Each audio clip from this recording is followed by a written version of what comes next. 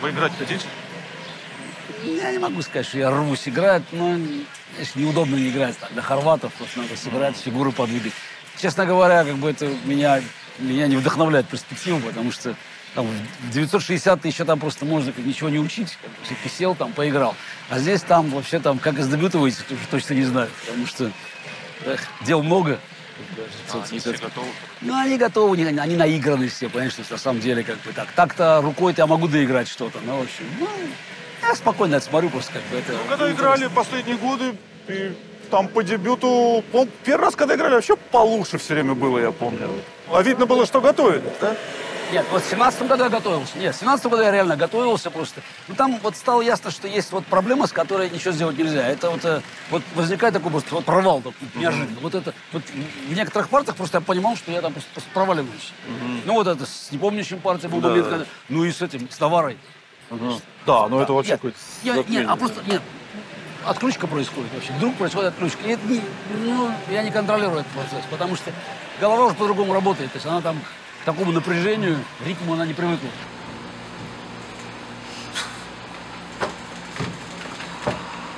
Ну, там я готовился, смотрел что-то там, какие-то там дебюты пытался придумывать, вот, как бы, вот, ну, там, даже вот там пешкваш начал двигать там куда-то там, какие-то разработки пытался Альфа-Зиро, да? Ну, что-то пытался делать, да, ну...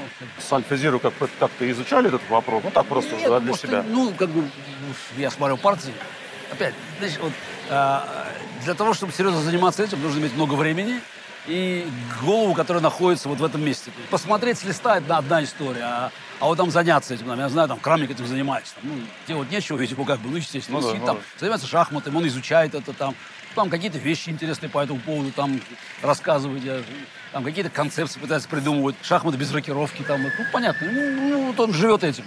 А для меня это все-таки, ну, это такое, знаешь...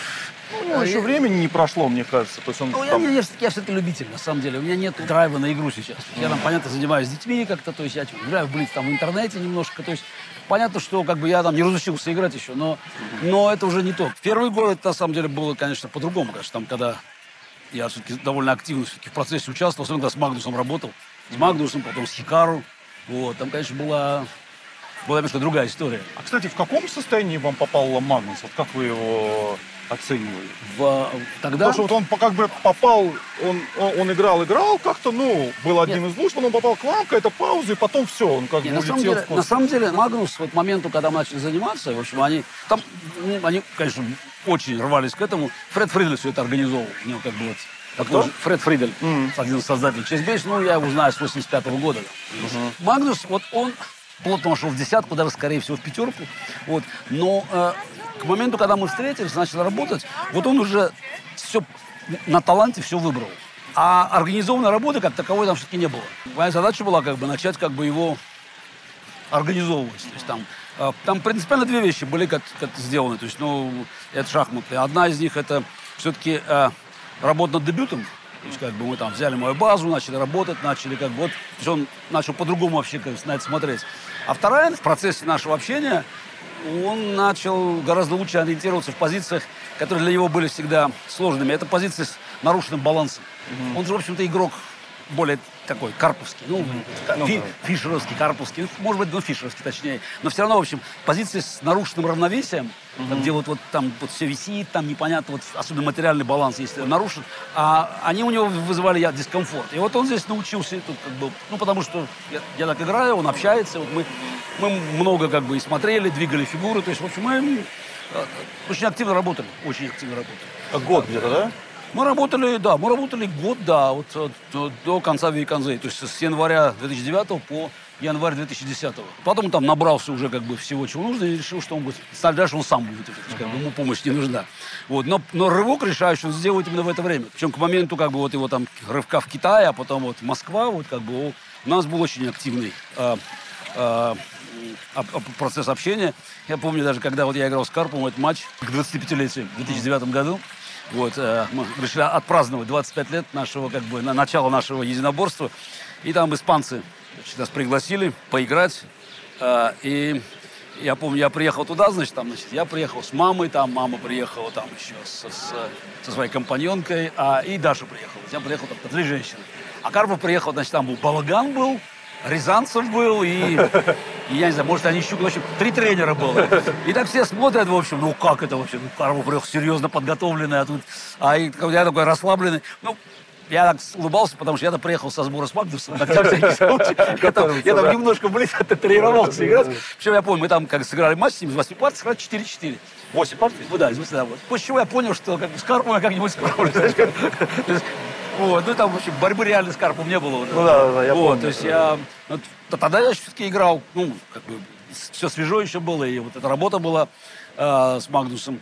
Ну и кроме того, вообще подход к шахматам. Вот он быстро все впитывал, но мне тоже было интересно, потому что он шахматист другого стиля совершенно. Я помню, когда мы начали анализировать все, он смотрит, показывает партии, молдовские что-то, ходы там. И я говорю так, значит, смотри, меня вообще интересует, как бы, вот партии, которые ты играешь. С Крамником, с Анандом, с Иванчуком и с Ароняном. Остальные партии меня не будем как забежать остальных игроков, но они меня не интересуют. Вот как начнешь выигрывать у них, моя задача будет выполнена. А как раз на тот момент ему тяжело давался и Крамник, и Ананд, и все. Естественно. Да, нет, так это все-таки же вот как бы это вот чемпионы мира, и те, кто мог бы стать чемпионом мира, но не стал. Керес Корчной, например, знаешь, такие современные. Вот. Все остальные тоже там рядом, но это все-таки вот разница маленькая, но она есть. Вот. Я помню, я это очертил, сказал, вот это вот, то, что мне интересно, вот над этими партиями над этим будем работать. Вот. А после Магнуса, кстати, значит, Магнус, когда там ушел в свободное плавание, ко мне обратился Рекс Инфилд, попросил, не хотел ли я позаниматься с Накамурой. Вот. Я сказал, пожалуйста, да. Вот. И мы занимались год с Накамурой. Вот. Ну, в общем, Вейканзе он выиграл в январе 2011 года. Там его звездный турнир был, как раз он приехал со сбора. Интенсивно работали очень. Интересный шахматист? Он интересный шахматист, конечно, да. Ну, понятно было, да, что школы не хватало как бы вот подготовки. Ну, и все-таки, конечно, он до Магнуса чуть-чуть не дотягивал. Помню, я спросил Магнуса, я говорю, вот, смотри, чемпионы мира, назови 3 фамилии игроков, которые, 3 чемпионов мира, которые тебе будут вот как бы вот наиболее близки по духу, там, как бы вот, еще творчество привлекать.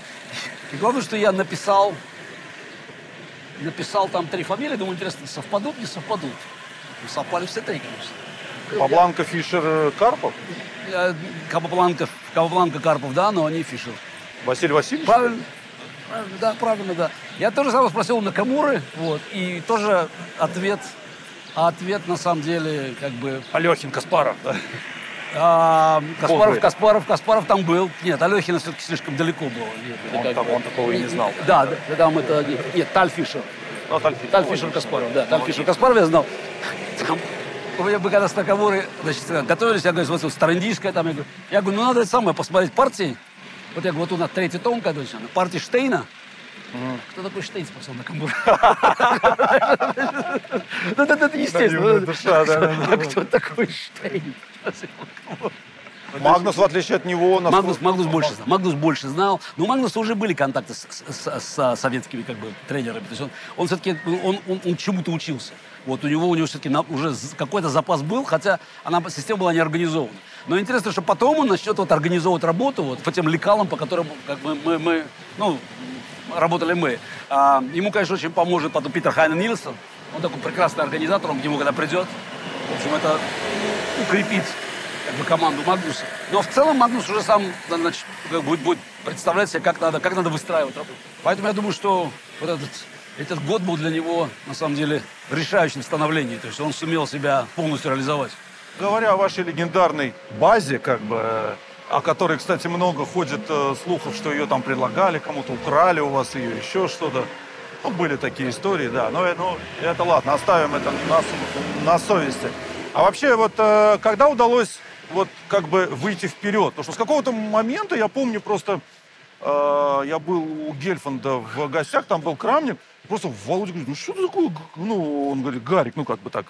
Говорит, с дебюта плюс-минус строчку выходит. Да что ж такое? Я тоже так хочу. Как на самом деле, вот как раз миф вот этого. Потому что... это миф, нет, да? Нет, на самом деле миф, потому что... Вот если даже посмотреть партии с Карповым, например, да, вот возьмем матч с Карповым какой-нибудь. Ну, там любой, возьмем там даже матч, который я играл там лучше всего, я считаю, ленинградский матч. Ну-ка посмотри на дебютные позиции. И что там, то есть где там был решающий перец по дебюту. То есть на самом деле просто сбалансированная подготовка была, как бы я действительно там много работал над этим, но то, что там основные очки зарабатывали в дебюте, это неправда. Просто, это достаточно посмотреть партии. И Карповского матча, в принципе, и даже и матча там с Шортом, например, там.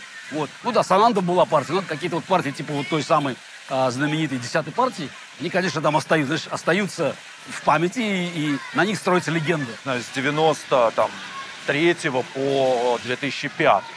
Вот этот период. Ну, так а где там были, в общем, я даже возьмем там турнир, скажем, там, Вейконзе, например, да, вот какой-то, вот, там, 99-й год, например, да, взять турнир. Вот. Но я не уверен, что там, лучшая партия с Топаловым была сыграна. В отношении к дебюту не имела. Ну, да. Там, партии белыми там я выиграл, там, у Пикета тоже, там, не со всеми Касымджанов, там, это все к дебюту, я вспоминаю просто партии. Да, была партия с Петей Свидлером, где там новинку мы в дебюте применили. Вот. Но дальше все равно пришлось играть. То есть там игра, на самом деле, не то, что плюс-минус строчка. Понятно. Нет, получались какие-то интересные позиции, но дебютных таких побед, это я даже сейчас там смотрю на свои ранние партии. Я не скажу, что дебют сыграл там решающую роль. Вот. Просто я много работал, и мне удалось часто получать, как говорится, то, что мне хочется. То есть, там больше связано было с типом позиций, а также еще просто определенный уровень уверенности. Я вообще там какую-то формулу вывел для себя, что вот сидишь, работаешь там, в дебюте, готовишь какие-то там, приходишь, а не получается. По-другому все идет. И каким-то мистическим образом то, что делал, это почему-то начинает во время партии как-то для тебя работать. Я не знаю почему. Но объем работы, который был проделан, почему-то в любом случае дает о себе знать, проявляется. Даже если не случается конкретный вариант, который ты готовил, да? Да, вот это какая-то закономерность для меня всегда была загадкой, но она регулярно подтверждалась. Но все равно работа-то велась. Работа велась, я постоянно работал, там, обновлял базу, опять, понятно. Сейчас, когда смотришь ее, я какие-то старые анализы смотрю, включаешь там движок и становится, знаешь, весело, да? Да, как-то не по себе. Хотя как-то недавно я говорил с Фирузой, так просто себя. Вот, и что-то говорим, и он мне говорит, слушайте, я тут изучаю какой-то Найдер, я в свое время записывал в Чесбейсе ферзевый гамбит и Найдер. Типа лекции такие, 2001 год, что ли. Какие-то старые анализы были. Я говорю, тут я пошел по какому-то анализу, проверяю. Правильно сказал он. При том, что, понятно, движка не было, но куда поставить, даже в острой позиции, рука стояла правильно. Когда мы говорим, скажем, на каких-то занятиях, нашей школы, академии, тоже я же какой-то совет даю, ребята проверяют, говорят, слушайте, подтверждает движок. Вот. Я говорю, так какие-то вещи, видите, можно и без движка, на самом деле, было, потому что мы просто понимали, куда кого ставить, как фигуру расставлять.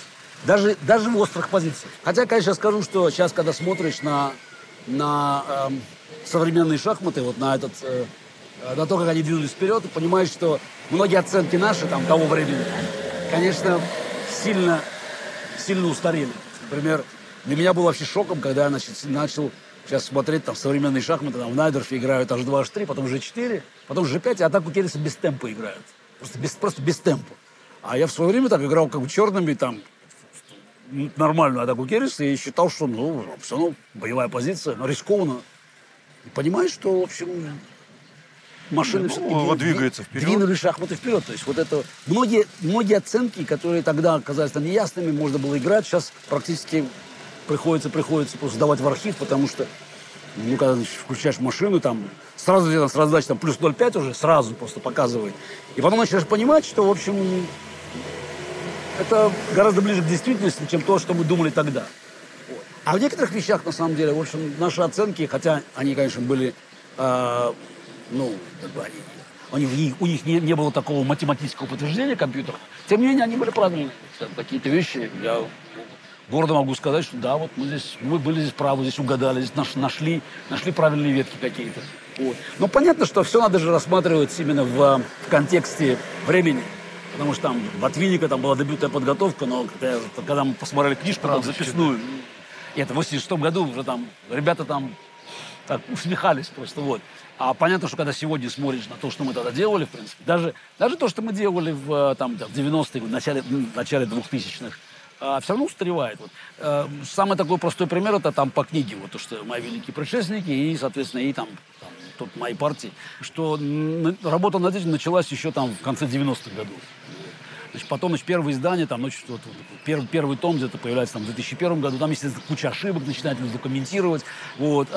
Ну, потом издаем, как бы, вот все эти тома, значит, и сейчас вот переиздание идет, и, ну, там, я говорю с Плесецким Шакаровым, и они просто в ужасе, потому что все оценки меняются. Я не знаю, что будет через 20 лет, как бы, но вот сейчас видно, что вот машины копают, ну, как раз копают глубже и глубже, на самом деле, и получается вот то, что какие-то вещи, которые нам казались очевидными, вот, там, вот, знак восклицательный часто может меняться на вопросительный. Ну, это опять, это творческий процесс, как бы, опять важно. Это нормально. И поэтому я всегда говорю, когда спрашивают про там относительную силу шахматистов, как бы, вот, знаете, вот, а кто играл сильнее, там, Фишер там в 72 году, там, или там Каспаров в 89-м, или Карлсон в 2015-м. Невозможно. Невозможно. Объем знаний другой, уровень подготовки другой. Просто понятно, что то, что Фишер знал в 1972 году, и как бы вот, то, что был революционным, сегодня знает любой там, как бы там, ну, и кандидат мастера, ну, мастер спорта уже, там, молодой парень, который там, значит, идет вверх. То, что как бы я знал в 89-м и 90-м, это то, что было революционным, это во многом база, на которой поднимается Магнус Карлсон. Поэтому, как бы, шахматы развиваются. Это, ну, поэтому я достаточно оптимистично, ну, или, по крайней мере, не пессимистично смотрю на дальнейшее будущее игры. На мой взгляд, все-таки там, как бы, вот этот потенциал вот этого противостояния интеллектуального на индивидуальном уровне, он, в общем, гарантирует то, что шахматы никуда не денутся. Не исчерпано, да? Ну, просто сейчас просто много как бы много не игры в силу того, что все знают, проверяют друг друга в каких-то уже мелких я анализах. Понимаю, да, но дело в том, что вопрос не то, что все знают, а еще все много играют, на самом деле. Тоже проблема. Но, кроме того, все-таки я считаю, что 960 это большой ресурс. Потому что, как бы, хотите, чтобы играли, ну, это просто вот вам бесконечный ресурс просто для того, чтобы шахматы доставляли удовольствие, и никого не волновало, что там, кто там подсмотрел на компьютере. Ну, потому что, да, вот уже смотреть на игру шахмат, ну, да, они много играют, но даже когда они мало играют, ну, какие-то форсированные линии, вот, например, там партия Каруана, ваш Елограф от претендентского турнира. Год готовились люди. Да, год готовились. Пришли, что-то Каруана там отбарабанивает. А вот смотри, вот интересно, он сам хорошо сказал про эту партию. Да. А ваш Елограф год готовился? Готовился. И причем, насколько я представляю, там, в общем, компьютерная мощь, которая там была мобилизована, она даже была больше, чем у Каруана. То есть ему там во Франции обеспечили все условия. А зевнул идею это. Все-таки вот здесь элемент человеческого участия очень важен. Потому что даже вот эти супермощные машины, они не смогли, как говорится, обеспечить. Потому что именно эти бойцы смотрели там, понятно, там, включали движки там на ночь. Вот. Все равно нужна человеческая, мне кажется, здесь вот, человеческое вмешательство. Это вообще касается взаимоотношений людей и компьютеров. Я об этом там читаю лекции постоянно, что ключ к успеху – это понимание того, что может добавить человек, пусть даже немножко, к данной машине для решения конкретной проблемы. Вот здесь как бы это кажется все элементарно, ну там сел. Нет, это надо просто понимать, что нужно этой машине на вот этом конкретном направлении. И эта задача далеко не тривиальная. Поэтому я говорю, что даже вот имея вот движки все-таки у кого-то получается лучше. И вот эта идея Каруана и Касымджанова, неважно как это, вот, который МВЛ со всей командой и мощью компьютера просмотрел, это еще одно подтверждение, что на самом деле есть простор для творчества, пусть даже он как бы сузился, но в основном существует. Ну, просто простор для творчества сузился, а выросла потребность в какой-то невероятной памяти совершенно, то, что все это запоминать. Я просто не понимаю, как они это запоминают. Ну, поэтому, на самом деле, поэтому... По 4-5 часов. Поэтому, на самом деле, дебюты упростились. То есть, на самом деле, играют дебюты, где, в общем, запоминать не обязательно. То есть, поэтому там, популярность там, вот этих итальянских, Берлина, она возросла ровно потому, что там не может быть супер-сюрприза. То есть, там вот такого как что случилось с партией Акаронова Шелягрова, быть не может. Вот. А это естественная реакция. Ну, как вот есть проблема, связанная с объемом, с запоминанием, плюс с риском проиграть партию, как бы не выйдя из дебюта, потому что там кто-то правильно настроит машину, знаешь? На самом деле же это как бы, вот представь себе, что у тебя есть какой-то там снайперская винтовка, стреляющая там на километр, и у тебя его соперник. На самом деле решает же, там миллиметр поправки на ветер, полмиллиметра, потому что через километр это будет 10-метровая разница. И вот по существу, как бы, вот понимание того, как это правильно настроить, является, как бы, сегодня секретом успеха. И ясно, что многие просто боятся вот того, что, как бы, вот в сложной ситуации, когда там снайперская дуэль начинается, можно попасть. Поэтому, как бы, предпочитают прятаться в окопы, знаешь, такая, начинается окопная война. Причем интересно, что шахматы у людей становятся более, как бы, такими... Аккуратно играют. Аккуратными, да. А у компьютеров процесс пошел в другую сторону. AlphaZero показал, что на самом деле играть можно в агрессивные шахматы. Аж 4, аж 5, аж 6. Ну, не, вообще можно играть агрессивнее играть, гораздо агрессивнее. Там вот жертва материала, хотя что такое жертва машины, не понимает. Жертва, это же на самом деле, это человек жертвует. Машина ничего не жертвует. С точки зрения компьютера, это просто перемена там одного, как бы, состояния материала в другой. То есть это как бы в системе вот этих трендов, которые там, ну, машина там для себя отрабатывает, играя сама с собой, вот какие-то жертвы, они перестают быть жертвами. Просто на самом деле перевод, как бы, материального фактора в фактор иной, который тоже является материальным для машины. Потому что пешка это там, условно, там, я не знаю, 10 пунктов. А какие-то другие факторы, которые, в общем, мы там до конца не понимаем, а вот система координат, в которой машина принимает решение, там вот какие-то факторы дают 11. То есть машина явно видит, что это лучше. И поэтому, когда мы говорим, там, AlphaZero пожертвовал пешку или пожертвовал фигуру, ничего не пожертвовал. Это мы человеческим языком пытаемся описать нечто другое. Вот. Потому что такое пожертвовал? В партиях там AlphaZero, скажем, со Stockfish. Там же понятно. Если бы там был форсированный масс, Stockfish тоже видел бы. Но Stockfish все время отставал там на полхода, на ход. А это, значит, уже просто была система оценки более сбалансированная.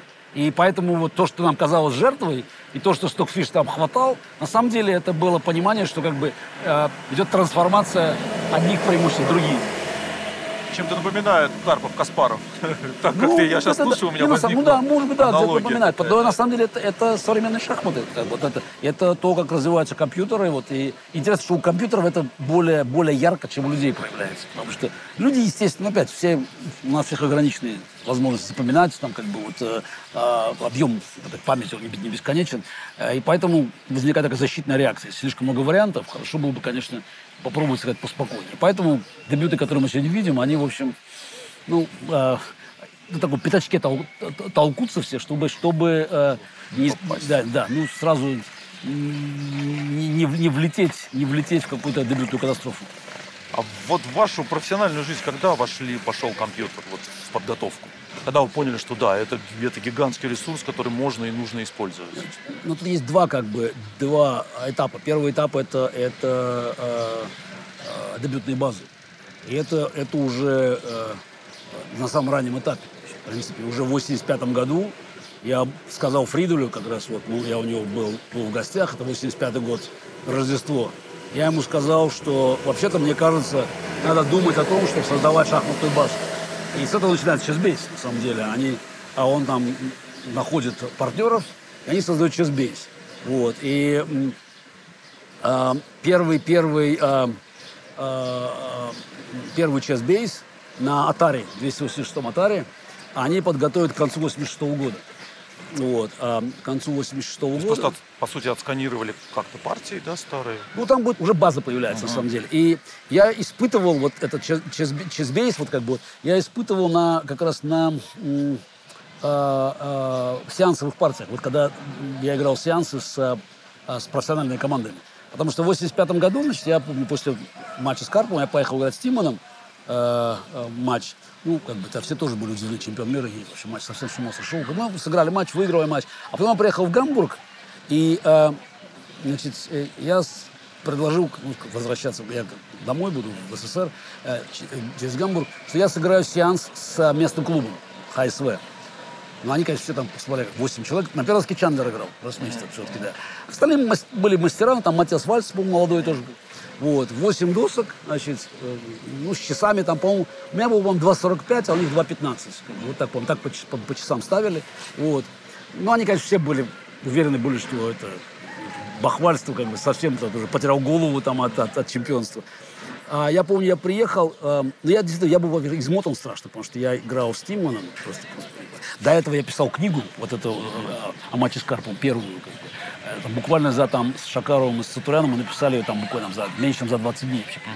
И, значит, это матч, потом вот эта книга, потом, значит, я приезжаю играть с Тимоном, то есть, в общем, и приезжаю туда, еще, причем, там я еще какую-то партию комментировал там для информатора, потом пресс-конференция в аэропорту была, там Ким там начинал кампанию свою с Люсеной против Кампоманес. В общем, у меня голова идет кругом, я еще приехал, там что-то какой-то биштек съел просто, значит, да. Потом приходит там Чандлер и говорит, значит, ну, значит, как, значит, мы расставляем все белые, я говорю, как, матч по-честному. Я говорю, надо жеребьевку проводить. Вы что, будете в этой половине партии черными? Я говорю, ну, так я же как команда играю. Значит, мы играем, значит, он, кстати, на Перовске белый цвет выпадает. И этот матч мы сыграли, я проиграл 4,5-3,5 его. Ну, проиграл Чандлеру, неплохую позицию, вот, но они, конечно, ну, так и должно было быть, хотя они тоже были удивлены, что борьба на самом деле была. Я там проиграл на соплях. Я был жутко разозлен. Единственный матч, который я проиграл вообще вот, в своей жизни, все профессионально. Я сказал Фриделю, я говорю, так, что если бы у меня была возможность подготовиться, я же их не знаю, этих людей, я говорю, просто. Была бы у меня возможность подготовиться, все было по-другому. Что я хотел с ними сыграть матч-реванш. Вот. Чандлера уже не было, но команда стала, рейтинг повысился, потому что на самом деле они все стали сильнее, в принципе. И мы играли в феврале 87 года. Вот там я впервые испытал. То есть у меня был компьютер, и были партии. Я просто смотрел их подряд просто. Ну, мне надо было понять, кто как играет. И там, значит, я там делал пометки свои делал просто. Значит, это играет так, это играет так. Значит, матч кончился 7-1 со счетом. Да, как бы, да. Вы поняли, что это... А потом тоже был со швейцарцами, я помню, тоже там сидел, делал пометки, вообще смотрели на сессию, а я крутил очень быстро партии, мне надо было просто понять, о чем они думают вообще, какие дебюты играют, куда ходят.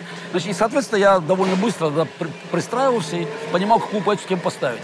Помню, я там про Вертензона написал, что удар не держит там, в принципе. Да, там я ходов 25 мат поставил просто. Значит, где-то там пожертвовал просто, значит, причем полностью по характеристике, которые я там ему дал. Многие смотрели там и понимали, потому что партии мелькали очень быстро. А как вот вы запоминаете? Я говорю, мне надо, для меня важен образ просто, понять, как это работает. То есть вот тогда, значит, появляется возможность использовать базы. И я начинаю работу, в принципе, о том, чтобы переводить уже наши тетрадки, как бы, то есть на самом деле создавать базу компьютерную. Вот этот процесс, он где-то идет в конце 80-х годов. Вот я в 88 году, по-моему, наверное, один из первых в СССР привез лэптоп, да, переносной компьютер. Ну, вообще назвать его переносным сложно, потому что он весил почти 5 кило. Знаешь, такой компакт 486, да, значит, и стоил $5000 почти. То есть, ну, там, вот. Ну, очень важно было. Хотя такая коробка, знаешь, такая, напоминает такие старые советские магнитофоны, знаешь, просто вот. И я помню, я привез к Шакарову, говорю, Александр Иванович, ну вот, наконец, компьютер. Какая память? Я говорю, 20 мегабайт, и еще, может, 20 добавить. Ничего себе, 20 мегабайт. Вот это да, вот это. Вот, значит, причем очень смешно было. Я приезжал, там меня встречал один из моих друзей, Степа Панчиков, значит, таможню я прохожу, и Степа кричит мне, Винчестер привез. Винчестер. Таможник начинает дергаться. Слова новые были такие. Вот. И там к 90-му году уже как бы все находится вот, как бы в таком организованном виде. Там тетрадки переносятся, там, значит, какие-то там древние анализы. То есть как бы вот это наследие там Никитинское, там, оно становится более там организованным. Но движков еще не было шахматных, да? Не, движков нет. Это только база. Мы говорим только про базу. Да.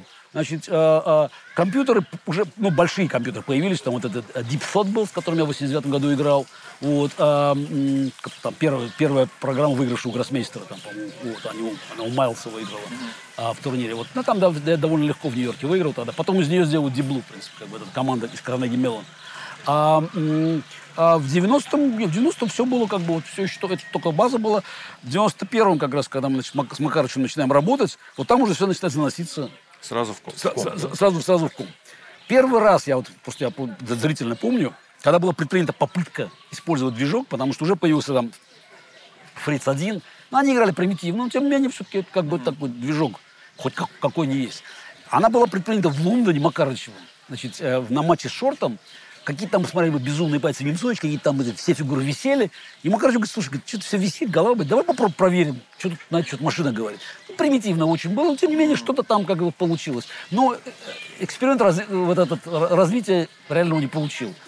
Значит, 94-й год, я даже не помню, насколько мы пытались это делать. Вот в 95-м году, значит, уже перед матчем с Анандом, я начинаю думать, что вообще-то надо бы это подключить. То есть уже более-менее машины играют, мы уже понимаем, там, вот, уже в Блиц там начинают нас тягать, то есть мы там уже в Блиц проигрываем, в Рапид, то есть как бы, ну, уже понятно, что есть какой-то смысл, хотя все равно практической ценности еще мы не видели. Ну и как бы революционное событие, это вот 10-я партия матча. 10-я партия, значит,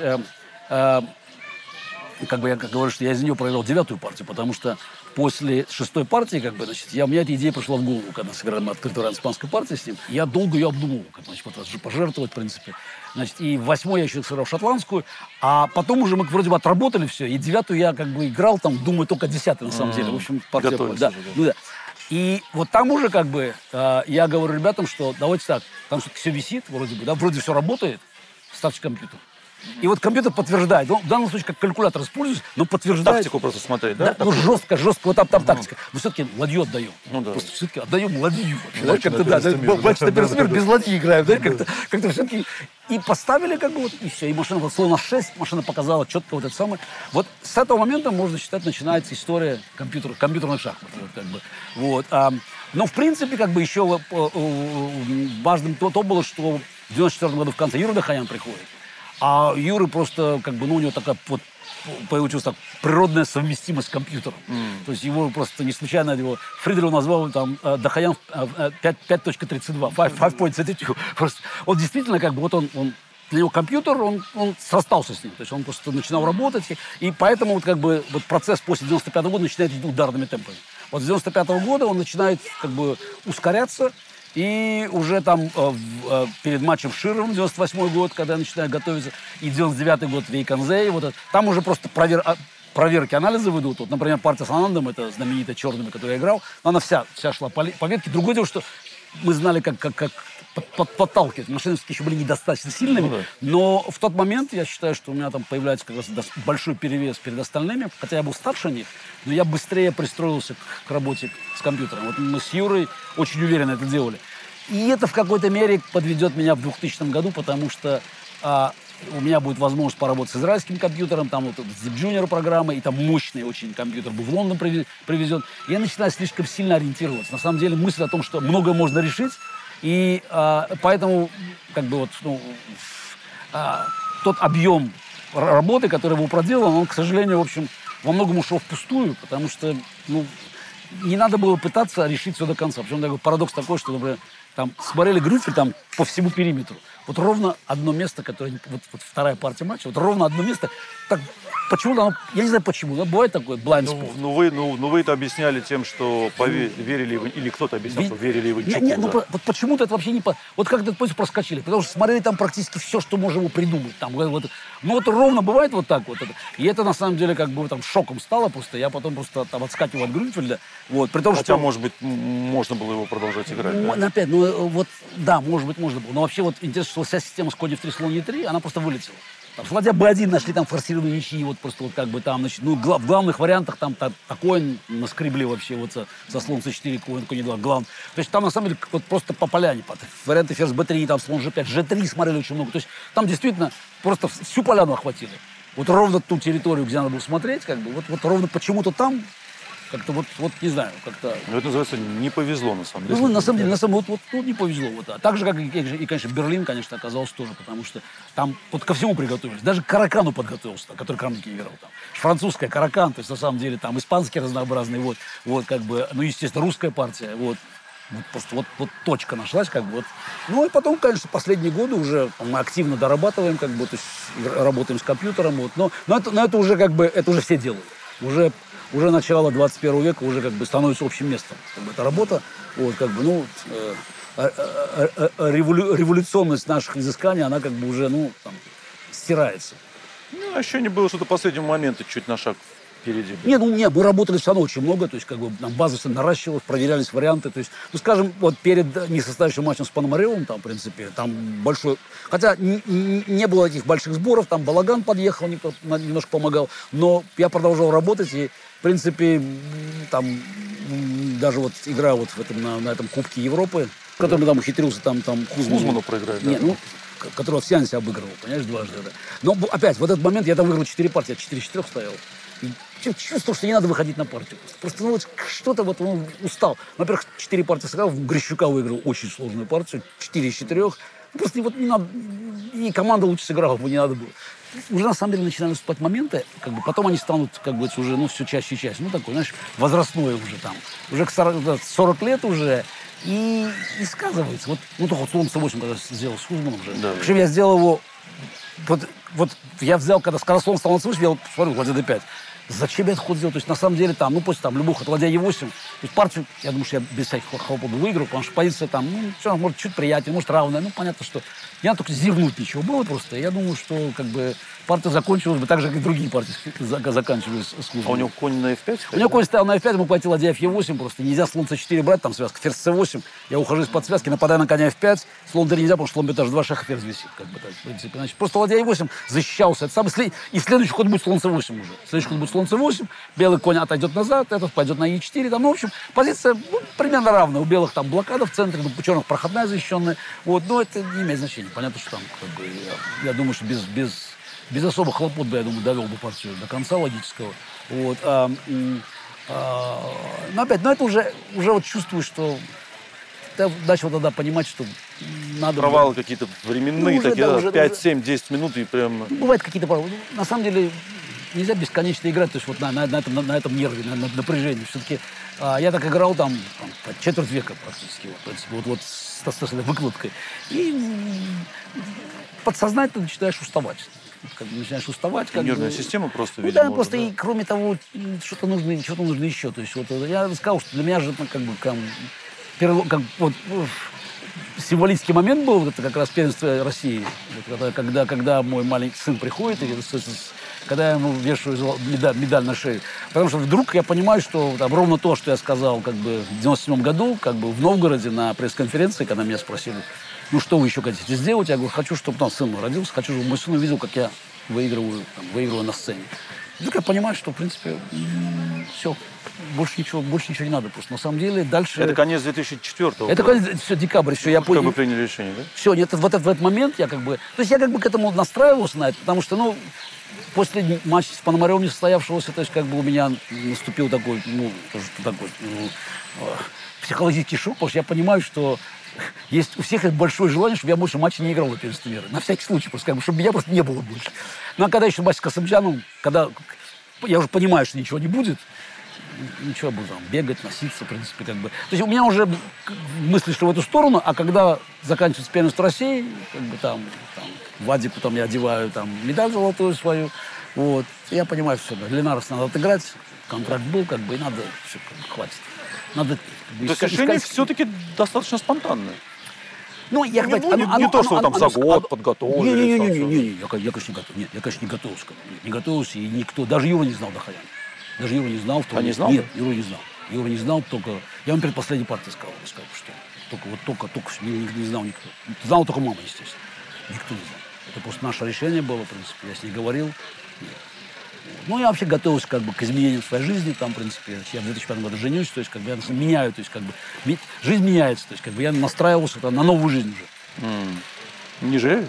Потом? Нет, абсолютно. А тяга была? Ну, все-таки нервная система привыкла вот это вот Не, постоянно. я уже понял. На самом деле это вот одно из лучших решений, я считаю, было, вовремя было. Вот на самом деле очень вовремя, потому что, было тяжело. Вот эти вот, то, что начало происходить там в 3-4 году, вот на самом деле вот эти уже видно было там проколы, там вот скажем, там, Линаросы, которые там тяжелые были, 3-4 год, которые я не мог выиграть, при том, что там позиций выигранных было там через раз просто. Вот чего-то не хватает. На самом деле, знаешь, как сигнал сверху. Пора, в общем, пора завязывать. Сделал все, что мог, уже отдыхать. Дело в том, что еще же сделал все, что мог, на самом деле, и как бы развил горизонты. Ведь эта игра не только, значит, надо выиграть, надо еще что-то новое открыть. Вот эта идея, там то, что от ботвинника было, от мамы было, что надо все время двигаться вперед. Я понимаю, что я уже не могу. Вот у меня нет того драйва двигаться вперед. И это начало сказываться. Вот чуть-чуть не хватает. Вот какой там из Линаросов, где там просто, я каждый день получается какая-то позиция, но я не могу ее выиграть просто. Это было 2000... когда я Раджабову проиграл, пасть просто, значит, там, я не взял пешку, D5 центральную просто. 2004? Это третий год. Это третий год, 2003 год, и, по-моему, я там просто, они у меня начали расплываться, Линаросы, там, в самом конце, значит, там, я в предпоследнем туре играл Топалову партию. Очень хорошая содержательная партия, в испанке, там, значит, я там организую атаку, все, и вот он наносит решающий удар. И вот я его вижу, главное. Вот, и я смотрю так, елки-палки, тут ферзь C1 шах он даст, в принципе. Вот, и не сходится. Я даю вечный шах. Вот, я, понятно, задергался. Вот. И потом кончается партия, значит, да, и как-то я говорю, так ферзь С2 на С1 не ходит. Просто глюк, да? Просто он С2 не может пойти, он не может пойти. Он так тут не попадал на это поле просто. Вот. И этих вещей знал все больше и больше. То есть, как бы, надо просто было объективно понять, что там, время настало, надо просто чем-то другим заняться, потому что, кроме того, еще книги там начали писать, с Плесецким работать начали над книгами. То есть я считал, что вклад в шахмат можно носить по-разному. Каспаров Chess Foundation в Америке создали в 2002 году. То есть, я уже видел, что всегда из шахмата я никуда не уйду полностью, потому что там были возможности, хотя я не думал еще с Магнусом заниматься, это таких вещей, с кем-то еще.